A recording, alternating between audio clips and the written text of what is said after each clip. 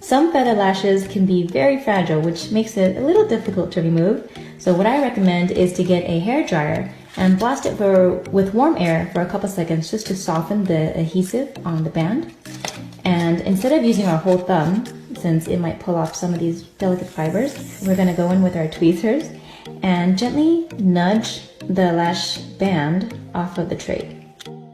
We still want to cover as much surface area as possible to minimize breakage, but since we can't actually tug on any of these feathers, just work until you can get a free edge off of the lash band, and once that's loose enough, go in with your fingers and try to grab as much of the lash band as possible and gently ease it off of the tray. As you can see, I'm being careful to never pull from further out than I need. This avoids the possibility of applying too much strain on any one portion of the lash band, which could result in damage.